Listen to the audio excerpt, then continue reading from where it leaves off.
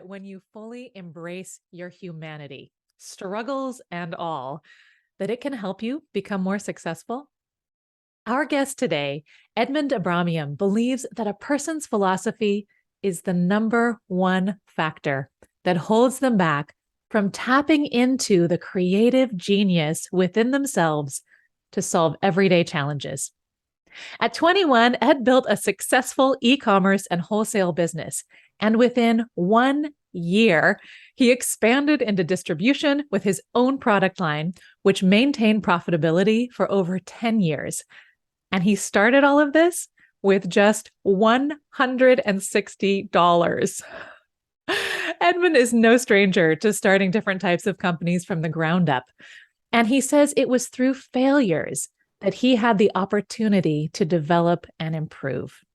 Now, he's still in business, and he's also now an author, an investor, a consultant, and a mentor to new entrepreneurs. And he helps them develop business strategies and mindsets so that they can grow their businesses online. Now, to this end, he has spent years cultivating his business and his psychological acumen. I am so happy to welcome Ed onto the show today. I'm so glad you're here. Welcome. Thank you. Thank you so much, Carissa.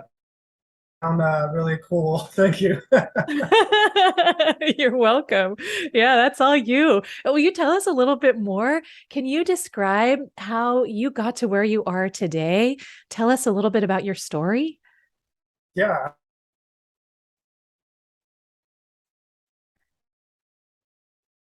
I think we have a little bit of a freeze. So if you can still hear me, we'll just wait until Well, your internet works again. Yeah, we had a little freeze. it's pausing up, isn't it? Yeah, I saw that on my end too. Yeah, that's We're okay. back now. What's that? We're back now. We're Everything's back good. now. Yeah, Yeah. So I'm just going to say that last question again, and then we'll just take it from there. sure. Yeah, great. So will you tell us a little bit more about how you came to do what you do and share some of your story? Yeah, absolutely. It the biggest shifts to into what I'm doing now started a few years ago, around 2017. It was kind of disguised in a rather unfortunate, but I consider lucky situation. I had a pretty bad fall at a jiu-jitsu tournament, an international jiu-jitsu tournament, and I tore my shoulder. It was just a bad chance, bad thing that happened, but it turned into something really great in the long run, looking back at things. Um, that accident required some intensive surgery, and it was a pretty hectic recovery process. But a couple days after the surgery is when things really started to click for me. And I was laying in bed, or sitting up in bed rather. Um, I always say laying for some reason because I'm used to laying in bed, but that particular night and the series of nights following that, it was just so incredibly painful to lay down because of the surgery. My arm was in a sling, and I was just sitting up, and my mind was racing, trying to figure out, how I got to where I was and what was going on. Things from the outside looked incredible, right? When my friends would see me or my family, and things seemed really great. I had this business that was producing six figures. I was making good money. I was living the life I wanted. Waking up when I wanted, going to sleep when I wanted. Practicing martial arts while other people were at work. You know, yeah, I thought I had all the things that I wanted, but there was still a lot of things missing within me that didn't really click until that night. So, I can still remember this night like it was just last week. I was sitting up there, and I had one of my feet out from the covers because it was a little hot. There was cars passing by, and I could hear that through my window, which was cracked. And it was like realization after realization was just hitting me, and I realized how I was sort of, well, not sort of, I was not really being authentic to what I really wanted to do. Yeah, I did want to be in business, and I did want to be, practicing martial arts and doing all the things that I wanted to be doing. But there was also another side of me, which was kind of being suppressed in a way.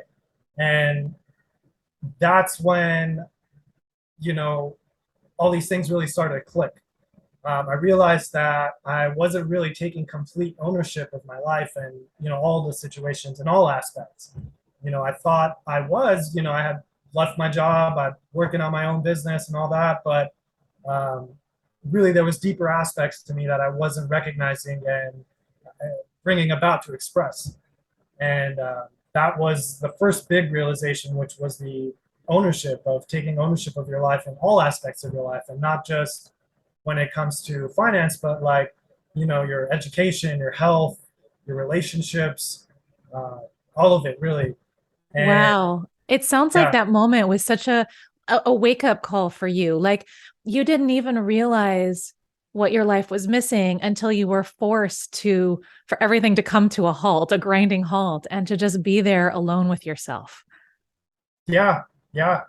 That's exactly what it was, and it did, and that's what it took too. Is just that alone time to really just sit with my own thoughts and uh, really reflect on them, and just go deep within them rather than just pushing them aside and trying Oh. to look for some distraction.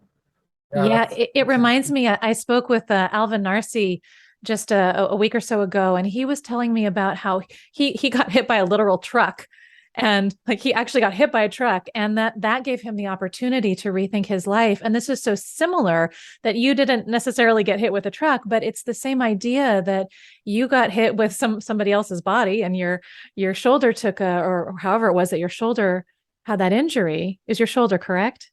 Yes, Yeah, yes. your shoulder got that injury and kind of that same process of being forced to rethink things and to look at things that you've never examined before. Yeah, yeah, absolutely. And it's funny how life does that, right? Sometimes it takes something to come and shake you up to make you realize, the important things, I guess we can say. Yeah. So what did this shakeup tell you? What did you discover about yourself or about life?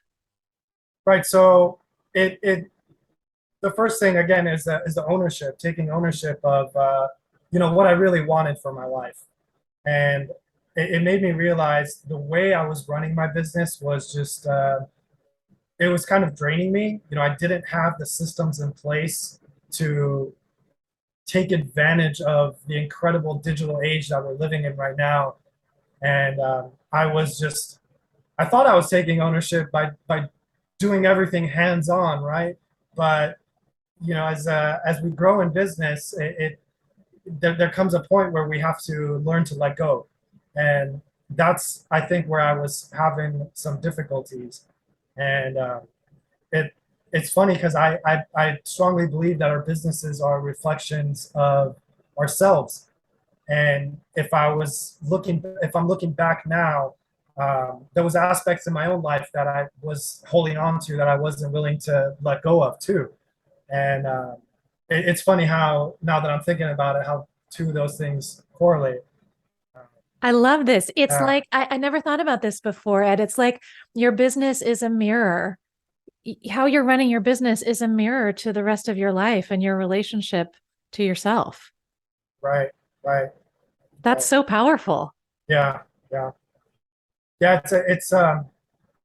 It's fascinating that way because if we really reflect on it through that lens, a lot of the things in our external world, whether it's our business or relationships with friends, family, whatever it may be, can serve as some sort of mirror to the things going on within us. And I think there's some magic to that when we can really step back and see that taking place. Yeah, there is some magic to that. It's such a powerful way to be able to look at one thing and see another.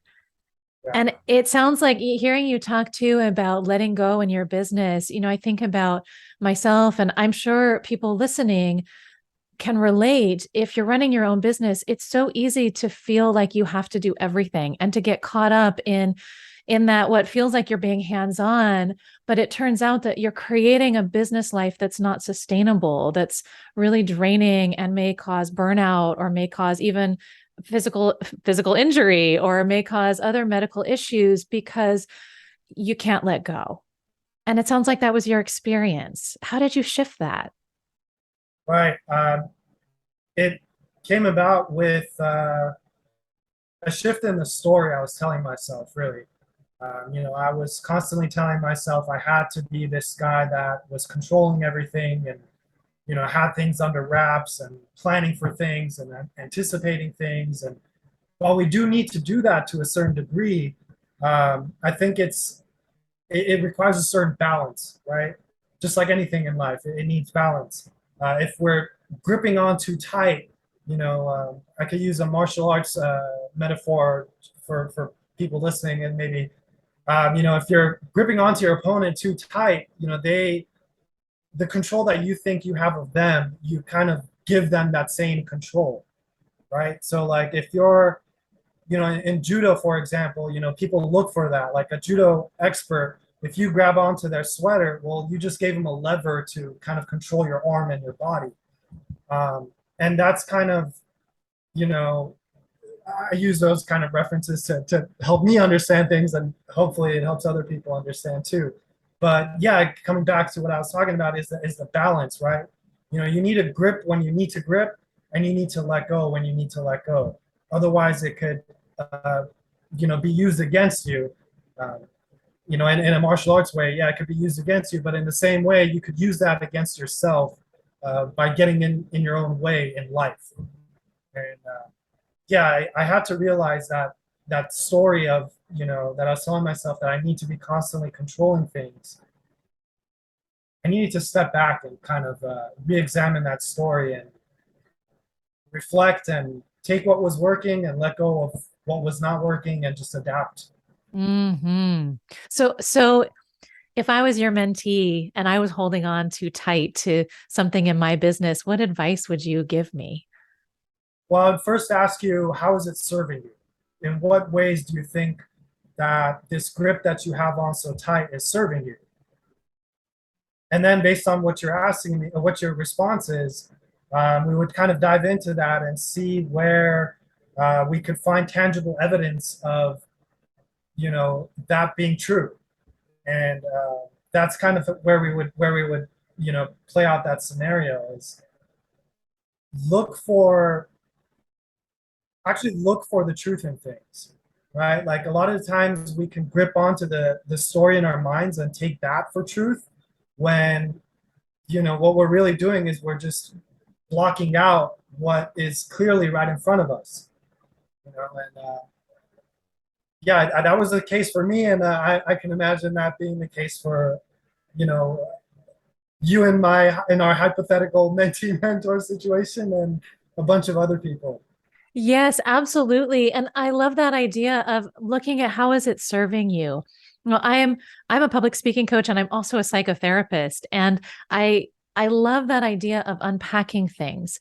That it sounds like so often when you're in business, it's so easy to just see the tree that's in front of you. If you think of the forest and the trees model, you just see that tree that's in front of you and you're so close to it that it becomes difficult to pull back and see the whole forest. And that question of how is this serving you? That's a question that helps people see the big picture and see, is this really something that is serving me, or is there another way that might fit better in the big picture? Right, right. Yeah, that's absolutely true. Um, yeah, it could be difficult sometimes, but it's just it requires a certain degree of honesty with ourselves. It's it could sometimes be easy to lie to other people, but it's so difficult to lie to yourself, right? That's you can only bottle things up for so long until they just That's explode and come right. out. Yeah. That's right. And it's so helpful to have somebody like you who's really been there. You've been through this process that you have built an incredibly successful business. And you've also had those moments of kind of like the dark night of the soul of having these realizations. And so to have somebody like you to help with that process, to see, like, am I lying to myself, or am I just looking at the tree in front of me and not the big picture? It makes such a difference because we can't always see that for ourselves. Yeah, absolutely. And thank you for saying that and framing it in that light. Yeah, but it's a simple thing, but simple things aren't always easy, right? You Oh know, my goodness. Yes. Oh, that is so true. Simple things are not always easy. And sometimes it's helpful to have somebody, a coach or a mentor, to show you how things can be simpler and the steps that you need to take to get there. Because we complicate things for ourselves so much more than we have to. right. It's the human condition. Yes. Speaking of that, you and I talked about the other day about perseverance and how important perseverance is. And it reminds me, just talking about simplicity and how it's not always easy to find that simplicity. Sometimes it takes perseverance to get to a place where things are simpler, to simplify. Right. What's important about perseverance and sticking to it in your opinion? Well, I mean, I guess the first thing to realize is that failures and mistakes, they're guaranteed, right? Like if you're doing anything that's worthwhile, right, in your own perspective that you think is worthwhile, um, it's going to take you out of your comfort zone. It's going to make you do things that you haven't done before, that you haven't experienced before, and that's going to bring about emotions which are inevitably going to take you out of the present moment and make you make mistakes. And even if you are in a present moment, maybe your skills and capabilities are not, up to par with what you're doing right now, and that's okay. That's a sign of growth. Um, that's a sign of you challenging yourself and putting yourself out there, and you know, taking steps towards acquiring the skills that are going to make you the person that you want to be, uh, the person that perseveres throughout that stuff. And yeah, I think the first thing is I would tell anybody that is curious about perseverance is to just realize that these things are a part of the journey. They're a part of life. They're a part of business. They're a part of relationships. Nothing good and beautiful and awesome has come out without a certain degree of you know setbacks and disappointments and failures and mistakes and all of that, all the things that we tend to, try to cover up and shy away from, those the darker things, there is light in the dark, like the yin yang, right? Like there is that little bit of beauty in the darkness. So I think it's again comes back to the story you tell yourself about what you're doing. If you think that it's going to be terrible the whole way through, then you're going to have a terrible time the whole way through. But if you see yourself as, going through something that has both ups and downs, then it becomes a little bit easier to persevere through the downs because you realize the impermanence of it. You realize that, hey, this isn't going to last. I just need to build up enough strength and tolerance to be able to withstand this. And then I could, you know, take what I learned through that perseverance and that, the downhill and apply it to traject myself back up and forward. Yes, yes, I love this, that normalizing the failures, normalizing the setbacks, that they are not a problem. They're a part of the process, and that you can't get to the top of the mountain, you can't get to the peak of the mountain without some struggles along the way. And that those struggles are just a natural, normal part of the journey. And so to look at them, like you said, they're impermanent, that they're not, that's not the end of the journey. I love this quote. This is one of my favorite quotes from Ted Lasso. Do you ever watch that show? I Ted haven't seen Lasso. it now, but you're making me curious. Oh, I So love it. He says, the fairy tale never begins or ends in the dark forest. The I fairy like tale that. never begins or ends in the dark forest. So that if you're in the dark forest, you're in the middle of it. Yeah. You haven't reached the end of the journey yet. And what you said just reminded me of that quote, because those are important parts of the journey. Not only are they the way to get where we're going, they're part of the path there, but to embrace them like I read on your website about how you've embraced your failures and your setbacks, and they've helped you get where you are. They've been instrumental in you landing in the place where you are today, being so successful. Right, right. Yeah, Carissa, thank you again for framing it in that way. It's yeah, I think when you said normalizing things, Carissa, that's like like the pinpoint of it. You know, it's really these things are just natural things. You know, they're all failures, even success. You know, it's not what we make it out to be, right? It's just a normal thing. It's nothing, you know, out of the ordinary of what we're used to, right? It's always going to come back to what's going on within us and how we feel about what we're going through, whether it's success, whether it's failure, whether it's the dark part of the forest, the light part of the forest, or the part where we're being chased by a tiger, or part where we're petting a nice, friendly monkey that doesn't want to eat us, right? Like it's all normal. It's a part of life, and putting it in that frame helps us approach it in a more natural way and deal with it in a more natural way without the story in our imagination interfering. Yes. This theme of the forest and the trees that we have going on today. I love the monkey, the petting the monkey that doesn't want to eat you. This idea of impermanence is so valuable because when you are smack in the middle of the dark forest and there's a tiger chasing you, it can feel like that's all there is, that there is nothing else. And you may not have the perspective to see the big picture. You may not have the perspective to see that just around the corner there is a nice monkey who you can pet. All we see is what we're in. And so to remember that impermanence, I think that's such a valuable piece of teaching. If you can remind yourself, this is just a part of the journey, this is not all there is. It's so helpful to be able to keep taking those steps forward. Yeah, yeah, absolutely. I agree. And it is that tiger being, you know, us being chased by tiger in the forest. That tiger, you know, we don't necessarily have to be in the forest, right? That tiger could be a deadline that's approaching, or you know, at work, a manager that's breathing down our neck, or in business, maybe a customer giving us a hard time. And yeah, absolutely. If we could, you know, step back and be able to really widen our scope to be able to see that bigger picture, absolutely will help us deal with those situations.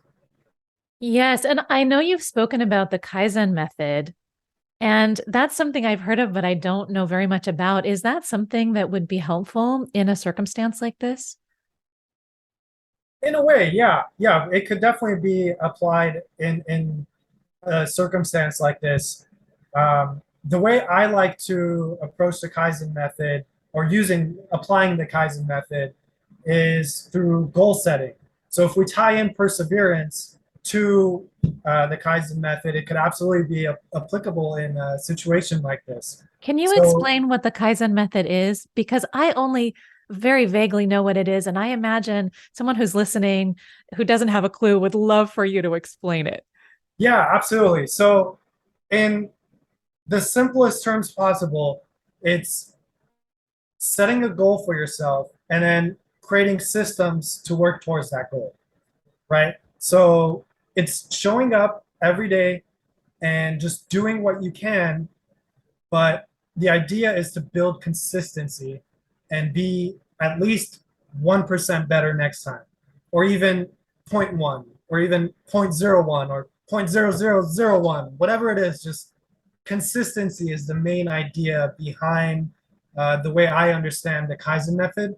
And so, if I could give an example, if somebody out there wants to be doing, you know, like let's say they have a goal of doing 50 push-ups, right? They want to be a person that can do 50 push-ups, but right now they're only able to do, like, let's say 20, for example's sake. Well, a good way to build up to the 50 wouldn't be to just go one day and go all out, whatever you can, and just force yourself to do what you can, and burn yourself out and be incredibly sore and burnt out the next day, and not even willing to go back for the second round or even the third day, fourth day. The idea is to build a system that can serve you consistently until you get to the 50 mark. So if somebody comes to me and tells me, hey, I have a goal of getting to 50 push-ups and I can only do 20 right now, what I would advise is, okay, maybe start with doing 18 push-ups today. When you get to the 16, 17, 18, you start feeling that burn.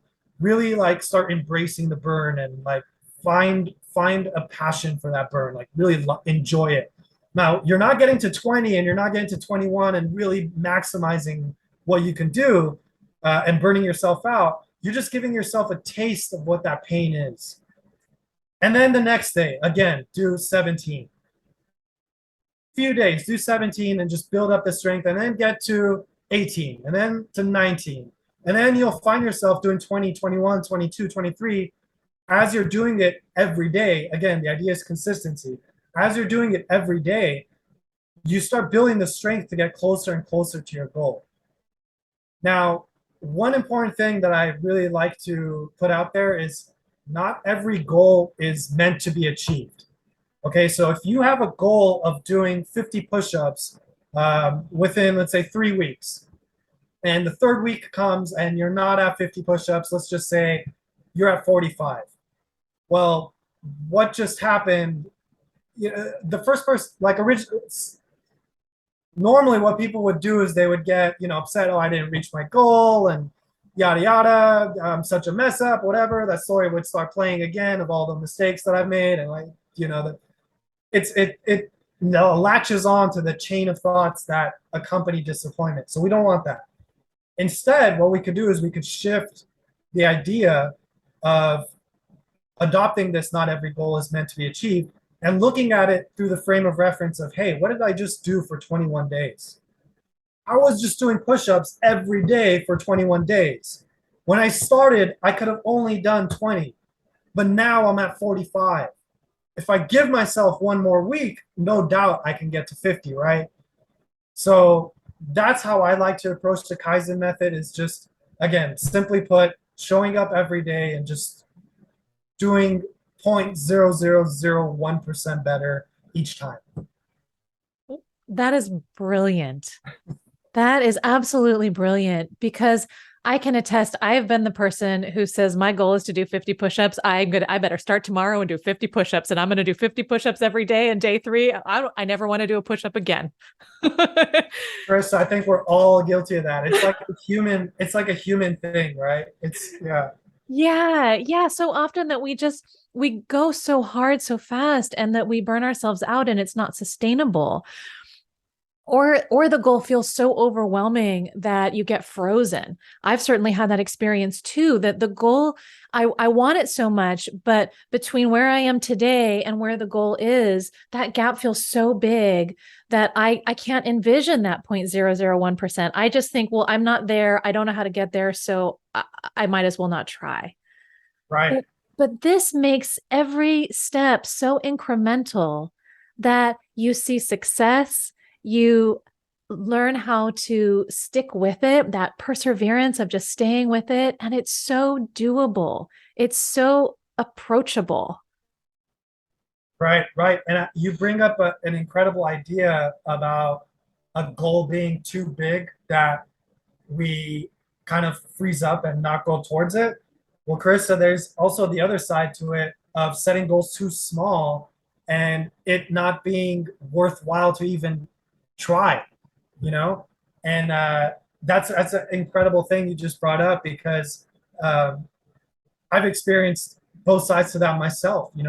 I just shared with you that I experienced the goal being too big and also the goal being too small. Something like, for example, um, let's think of a daily thing that's really simple, making your bed, right? Like sometimes people think that, making your bed is just, it's nonsense. Why am I going to do that? Because I'm going to come back and, go back into bed. Well, I mean, in a certain perspective, yeah, that is true, right? Like if your house, you got other things going on, you're so busy that you can't do it, whatever, that's fine. But if you could at least give yourself 30 seconds in your morning to make your bed, when you come back in the evening, and you see your room nicely, neatly clean, and the bed there, it feels a little bit better. And at the same time, you start your day off by getting things done. So, it's finding a balance again. We're constantly coming back to this whole balance, the idea of balance, and it's setting your goals in the right realm, and finding applicable systems to work towards it. Yeah, finding those goals that aren't so big that you get frozen, but aren't so small that you're like, meh, why bother? It's not going to make my life any different. Right. And then also that other piece that you brought into about giving yourself some grace around the end point, that it's like with your 50 push-ups example. So the 3 or 4 weeks, whatever date you set for yourself, the 3 or 4 weeks comes, you're done with you're at the 3 week mark, you haven't done 50 push-ups yet. That doesn't mean you haven't accomplished something. To loosen and kind of take the rigidity off of that goal and being able to look at, well, okay, what have I accomplished here? Okay, so maybe my business hasn't hit the $300,000 a year mark, but what have I done this past year? What have I accomplished this past year? Wow, I've implemented systems. I've reached my goal of, I've gotten to $200,000 a year. That's still X amount more than I was making before. To shift that perspective so that it's not a failure. It's, well, what have I achieved? Yeah, definitely. I think that comes wrapped up with the human condition too, to just always look at the negative, right? Our brain wants to protect us. Our brain wants to keep us safe and secure. So it's constantly looking for threats and constantly looking for things that didn't go right. And I think that's a big part of it's a big hole that people fall into on this self-development journey, is not recognizing their successes. Being these driven people, having setting these goals and going out there and conquering, achieving, and doing all these things. Well, you got to take some time to look back and realize how far you actually have come. Nobody's where they started. If you are on this path, if you're on this journey, if you're doing the work, you've come a long way. And to really acknowledge that, you owe that to yourself. You got to honor yourself in that way, and value the things that you've done, and the perseverance that you put yourself through. And yeah, it could you mentioned you're a therapist. It could do a big thing for your self-esteem too, and kind of empower you for the future things that you're going to be going and for and conquering, and the achievements that you have set out for yourself. Absolutely. What a gem. Nobody is where they've started. You're never where you've started. Right, right. Even if it's 3 seconds in, you're not where you started. You're Right, 3 seconds away from that. That's such a gem because it we are always in a position to look back and see where we've come from. right. Absolutely. Unless we've just been born, we're always in a position to look back and see where we've come from. And that is so valuable. I think you're right that it is a human condition. We are hardwired to see what's wrong. We're hardwired to find the flaws, and it takes effort to look back and see, what have I accomplished? What is working about this? What's good right now? Right, right. I could be the first to say I'm guilty of that. I got to remind myself constantly too. So if anyone's out there thinking like, oh, I'm the only one that does this. No, we all do this. It's just, you know, uh, becoming aware of it really is becoming aware of it. And, if you could build systems, to really help yourself see that, journaling, for example, or a daily reflection practice. Don't wait until you fall and tear your shoulder and need surgery to sit back and reflect, or get hit by a truck. Just implement these little things day to day, to where you don't need life to come and shake you up to have realizations. Um, and that's not to say that life won't come and do that.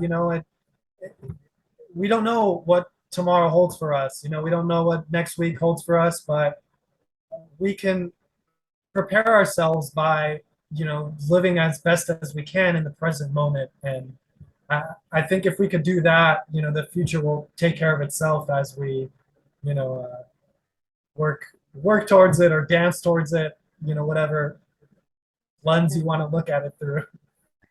That's right. That's right. And all of those things are so helpful. And it's so encouraging to know, it's so validating to hear that you struggle with that too. That you're not someone who this is just all kind of come naturally to, and you haven't had to have any struggles or failures, but you struggle with it too. And that it's a work in progress. So no matter where you are on the journey, that's just the right spot. That all of this is a work in progress. Yeah, I think, oh, that is so good to hear for anybody. Wherever you are in the journey, that's the right spot. That's so beautifully put, Carissa. Yeah, absolutely. I agree with that. Yeah. You write about a lot of these things in your book too, your wonderful book. Would you say a little bit about that? Thank you. Yeah. Yeah, I'd love to. The book's title, Wired for Success, Practical Philosophies to Master Entrepreneurship and Live Life on Your Terms. Basically, in that book, what I do is I bring together entrepreneurship on one side and philosophy on the other. I bring them together to talk about how life is created from the inside out. And if we can recognize that, going back to what I was saying at the start of our conversation, the things that are going on outside us can serve as a mirror to what's going on inside us. And we can recognize that, we could bring about kind of the life we desire and put ourselves on that path where we really feel confident and secure in doing so. I think there's a lot of myths around money and success and what it takes to kind of create that ideal lifestyle to where we're confidently approaching the things that we want to do. Uh, and that's what I aim to tackle in that book. I really want to debunk, or I really tried to debunk those myths around success and money and achievement and happiness, fulfillment, all that stuff. What I love about your book is that you give these real tangible strategies for how to find sustainable entrepreneurship by looking inside, like the shifts to make on the inside so that you can have the business you want manifested on the outside, like that mirror we were just talking about, to start inside and make those shifts. So then that is mirrored in your successful business. Right, right. I think, geez, I may be butchering this quote terribly, but there's a gentleman by the name of Jim Rohn. He goes, again, totally paraphrasing. I don't know if I'm saying this right, but he goes, the level of your success in life will never surpass the level of your personal development, something along those lines. And that's kind of the way I would interpret what you just said. It's the success that you have within you uh, is what it's going to take to build the success that you want outside you. And not just you, but anybody, me too, and all the listeners and all of that. Uh, and it all starts with just becoming aware of that and turning inward. Yeah. Mm. Yeah, the getting to know yourself, working with yourself, uh, learning strategies for how to have that internal strength and fortitude. Taking the time to do that is not taking time away from your business, that you are actually giving to your business by taking time out to build your internal systems. Right. Sometimes what we consider doing nothing is really doing everything. Oh, It's, yes. yeah, Yes, doing nothing is sometimes doing everything. yeah. Wow. Wow. As we're wrapping up here, is there one thing that you would love for our listeners to take away from this conversation today? Just one. Hmm. It's hard to choose, isn't it? Yeah, yeah. I want to say if there's just one thing, um, I mean, I guess we would be really repeating things if we say to just like really look in and do all that. So if I'm to leave someone with one thing, I think I would say just like lean into the discomfort and the fear. I think I've said this before on other talks that I've had on other podcasts, but like really the leaning into your fear is a big thing. If you feel some sort of hesitation around something, that could be a compass. I'm not necessarily saying you have an idea of playing on the freeway or something. Don't do that. Nothing like that. I'm talking about things that could lead to something beautiful. Um, you know, whether it's writing a book, starting a business, coming on a podcast, whatever it may be that you feel some sort of angst towards, that you could see, using your reasonable mind, you could see something great coming out of it. Uh, I would say do that, because again, you can't lie to yourself. That's the one thing you can't lie to yourself. Um, you could if you're really good at lying, you could lie to everybody, but you can never lie to yourself. So if there's one thing, that's the thing I want to leave people with is recognize that and honor that within yourself and Yeah. express, be bring that about. Yeah. Yeah. You can't lie to yourself. And when there's fear because you're stretching out of your comfort zone, lean into it. Lean Yes. into it. I like to say stretch without breaking, to find that sweet spot where it's uncomfortable, but you're not going to fall apart. Great addition to it. Yeah, it brings balance, brings back to the balance thing. Yes. Yes, and let's come back to our forest analogy because that has been such a powerful visual that we've talked about through this whole conversation is to find someone who can help you step back and see the whole forest so that hey, it's okay if I am feeling fear, if I am feeling unsure, if I hit a really hard spot, if I just failed at something, that it's okay. It's a normal part on the journey. Yeah, absolutely. And there's tons of people out there, like the digital age we live in today with YouTube and social media, and you know, you don't always need to have a mentor that's right next to you. You could connect with one online. You could connect with one, if you can't find one to like physically connect with, like, or not physically, but like digitally connect with how we are now. You could find one through books. You could find one through videos, YouTube videos, lectures, podcasts. We live in such an incredible age where all of this stuff is like literally right at our fingertips. And yeah, it's there if you want it. To anyone that's listening, if you want it bad enough, it's there for you. Just go looking for it, ask for it. Yes. And if someone listening says, yes, and I want to work with you, Ed, how do they find you? Oh, that would be great. They could find me at businesslifetactics.com. I'm also on Facebook, LinkedIn. If they just search my name, Edmond Abramyan, it'll come up. Um, And I'll just say that website again, just to make sure you heard it. It'll also be in the show notes and you can find it there if you're listening, but it's businesslifetactics.com, businesslifetactics.com. And you are gifting our listeners with a free chapter of your book as well. Is that right? yes, yeah. There's a chapter on there, specifically about money, what we briefly touched base on.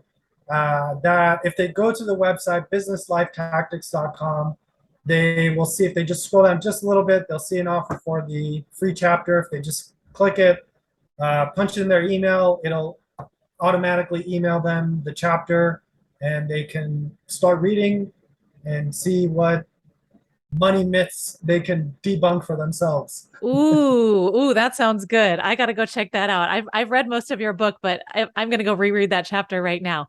So debunking money myths to help you have a better relationship with money. Yeah.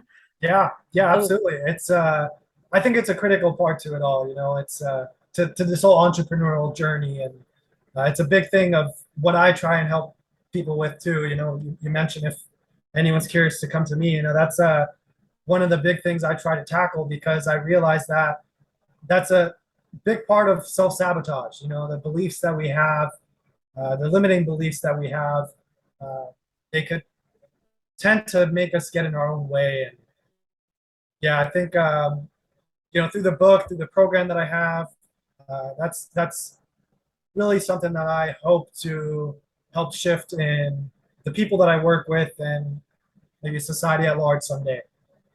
amazing. So if you want to be mentored by Ed, go check out his website. Definitely download the chapter, that free chapter of his book, or get his whole book. The book is fantastic. You will not be sorry that you read it. It really can change your relationship with yourself. So go read that chapter right now and help to debunk those money myths. Ed, is there anything else you want to say before we say goodbye to our listeners today? So I want to thank you for having me on here. I'm really grateful to be here. Really grateful that you opened me up onto your podcast to your listeners. Just very grateful. So thank you very much. Yeah, Thank you. It was wonderful having you here. definitely. Yes, it was. It was wonderful to be here.